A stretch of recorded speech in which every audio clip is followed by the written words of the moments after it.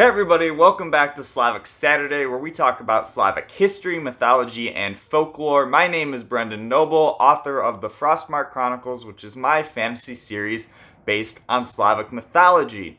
Today it is the spring equinox, so we're ending winter and starting spring. So I thought, after talking about Giełczyńska last week, one of the goddesses of spring, today we can talk about the goddess of winter, whose death was celebrated by the early Slavs on the spring equinox, and that is Marzana, goddess of winter, death, and pestilence. Before I dive too far into Marzana though, if you're interested in that Slavic fantasy series, the Frostmarked Chronicles, and the first book in the series, A Dagger in the Winds, the cover reveal for that will be on May 15th on this channel, so stay tuned. If you'd like to be the first to receive updates about the book, as well as free novellas that are set in the same world and feature other folktales and things like that, check out the link down in the description below to sign up for my monthly newsletter. But now, let's dive into Marzana. So Marzana, also named Morana, Morena, or Mara, depending on the region, is the predominant winter goddess or deity in Slavic mythology. Sometimes in certain regions, particularly among Russians, the Veles, the god of the underworld, cattle, and lowlands, is sometimes also attached to winter, but overall Marzana across many regions was considered the winter goddess. And this made her pretty feared, because especially among northern Slavic regions, the winters can be pretty harsh. And among the early Slavs who were reliant almost entirely on agriculture, the winter would kill crops. After the harvest, it was a time you couldn't plant, and you just had to hope the harvest had enough food for you to survive through winter, and if it was a tough winter, maybe you didn't.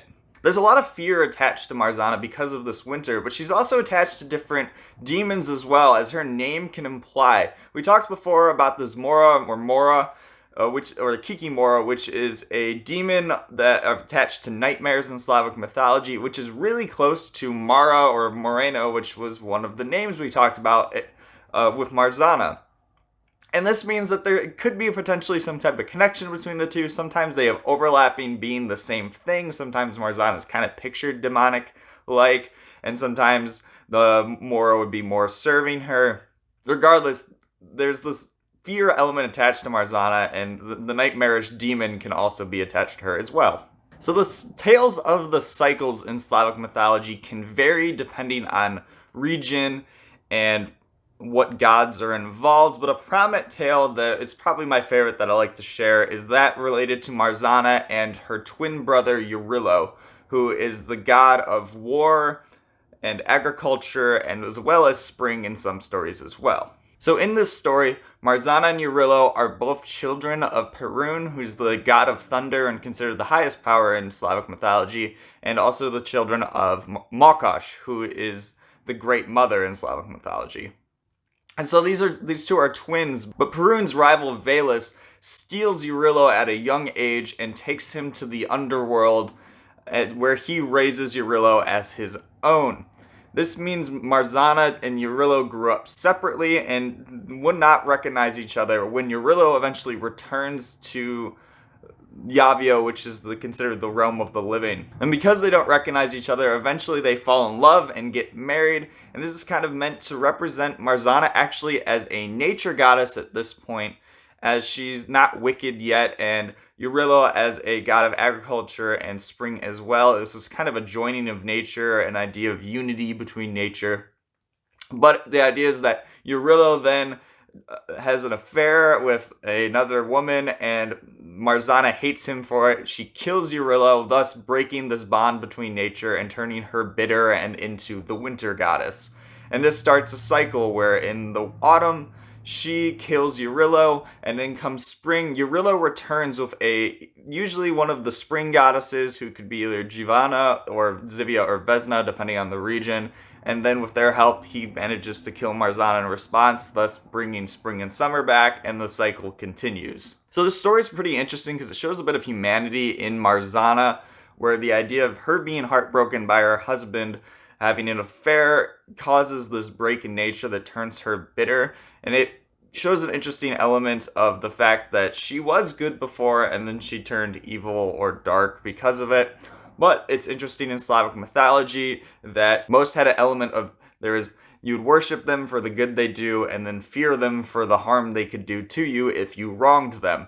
And Marzana was more on the fear side, but she was also worshipped for the part she played in the year's cycle, even if it was more dark. She's recognized for that, and she had some worship for that as well. So on the spring equinox itself, we talked about how Eurylo and one of the spring goddesses will come and kill Marzana, and this is celebrated through the festival called the Drowning of Marzana. There's different regional names to it, and some traditions have carried on, such as in Poland, where it's called Topienie Marzani, where sometimes like young kid classes will go out and celebrate it with their class. In the celebration, though it wasn't well recorded, these traditions have allowed us to kind of see how things would have been done around it. In general, an effigy of Marzana is built. Sometimes it's walked through the village, meant to collect the kind of dark spirits from winter. And then it's either burned, drowned, or sometimes both burned and drowned as a killing of Marzana and bringing in of the spring. So in appearance, Marzana can be portrayed, especially in modern art, in very different ways. Sometimes she's portrayed as beautiful, other times she's portrayed as almost demonic, with claws, fangs, often with either a sickle or a scythe, kind of representing her role over death as well. She tends to have either dark black hair or light, almost white, snowish blonde hair, and it's kind of showing this kind of interesting contrast between her, where there's this fear element, but she was also a goddess. Folktales talk about Marzana also living in a mirrored palace where two bottomless rivers meet and is guarded by many serpents. So my own story is the Frostmarked Chronicles. As the name kind of implies, Marzana has a very crucial role in the series, starting with A Dagger in the Winds, which takes place around the Spring Equinox Festival and the Drowning of Marzana. We see things don't start to go the wrong way during the festival, and Marzana's plot starts to unfold. She's one of the main antagonists in the story, and her threat will be looming over Václav and Otilia, who are our two main characters throughout the entire series. And that's all I have for you today on this Slavic Saturday series. I hope you enjoyed this video. If you did, please remember to like and subscribe down below. I hope you all enjoy this warmer spring weather, and I look forward to seeing you all next Saturday.